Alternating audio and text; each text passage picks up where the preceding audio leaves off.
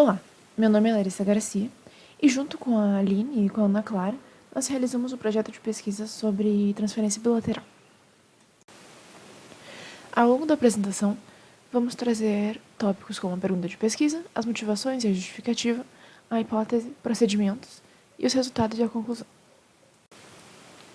Bom, como o próprio tema da pesquisa sugere, a pergunta norteadora para o nosso projeto foi: haverá transferência do aprendizado de uma habilidade após treinamento com o membro contralateral? O que nos motivou a realizar esse projeto foi que, ao longo dos semestres, realizamos vários laboratórios, incluindo alguns sobre transferência de aprendizado, porém não realizamos nenhum especificamente sobre transferência bilateral. Por experiência própria, podemos perceber que, ao praticar uma habilidade, ainda que seja apenas com o lado dominante, ocorre algum grau de transferência para o lado oposto. Portanto, é interessante realizar um estudo nesse sentido, de forma a comprovar essa suposição. Essa informação seria útil na reabilitação, pois, em caso de lesão em um membro, poderia ser treinado o membro oposto para reabilitar o movimento do membro lesionado. Além disso, no treinamento, em situações semelhantes em que o praticante não possa realizar um movimento com um membro dominante, existe a possibilidade de realizar com um membro não dominante e haverá transferência para o membro dominante. Considerando isso, a hipótese elaborada para a pesquisa foi que espera-se que, após o treinamento com o membro dominante, os praticantes apresentem melhora no desempenho com o membro não dominante. Quanto aos procedimentos adotados, o grupo definiu a seguinte estrutura.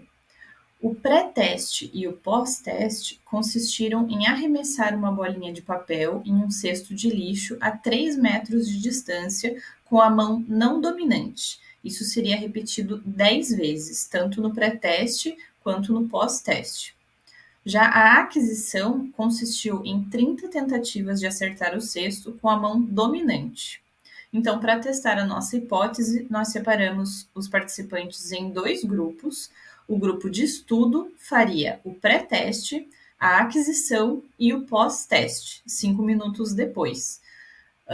E o grupo controle realizou somente o pré-teste e 5 minutos depois o pós-teste. Quanto à amostra, participaram então da pesquisa 14 pessoas, das quais 7 foram alocadas para o grupo de controle, ou seja, não realizaram a aquisição, elas fizeram as 10 tentativas do pré-teste e, na sequência, 5 minutos depois, realizaram as 10 tentativas do pós-teste. E outras 7 pessoas foram alocadas para o grupo de estudo. Ou seja, elas realizaram as 10 tentativas de pré-teste com a mão não dominante, depois fizeram as 30 tentativas da aquisição, ou seja, o treinamento, né, com a mão dominante, e depois fizeram as 10 tentativas, depois ali dos 5 minutos também, fizeram as 10 tentativas do pós-teste. Quanto à pontuação, todas as vezes que o participante acertou a bolinha no cesto, foram considerados 2 pontos. Quando a bolinha tocou o aro, mas não entrou no cesto, foi considerado 1 ponto. Quando o participante errou o cesto e a bolinha também não tocou no aro, foi considerado 0 pontos.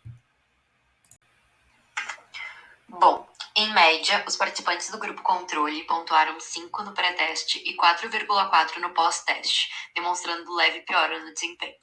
Já os participantes do grupo de estudo pontuaram em média 5,1 no pré-teste e 7 no pós, demonstrando melhora no lado não dominante.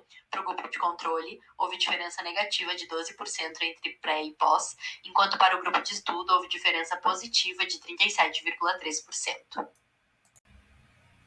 A partir dos resultados encontrados nesse estudo, podemos confirmar nossa hipótese inicial.